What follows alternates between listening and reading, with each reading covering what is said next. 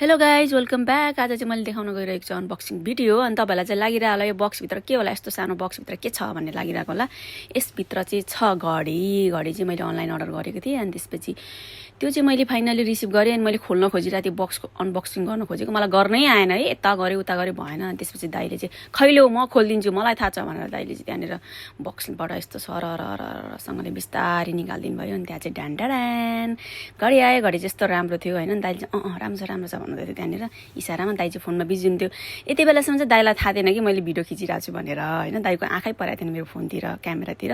अनि दाइले चाहिँ त्यहाँनिर चार्जर पनि यहाँ छ है, चार्जर यहाँ आएर है, चार्जर चाहिँ यसरी चार्ज गर्ने भनेर मलाई सिकाउँदै थियो। अनि म चाहिँ मेरो पुरानो घडी खोलेर म चाहिँ नयाँ घडी ट्राई गर्ने कोसिसमा थिएँ। अनि मैले गरेँ। अनि यतिकैमा दाइले चाहिँ थाहा पाउनु भयो कि मैले भिडियो रेकर्ड गरिरहेको छु भनेर। अनि दाइ चाहिँ भाग्नुभयो त्यहाँबाट। अनि दाइ चाहिँ पछाडि बसेर हाँस्नुहुँदै थियो। मैले चाहिँ दाइलाई देखेर झन् मलाई हाँस उठ्यो। अनि त्यसपछि मैले घडी खोलेँ, ढन्टाडान लगाएर हेर्नुहोस् त्यहाँनिर यस्तो राम्रो देखिरहेको थियो, कलर पनि राम्रो लाग्यो मलाई।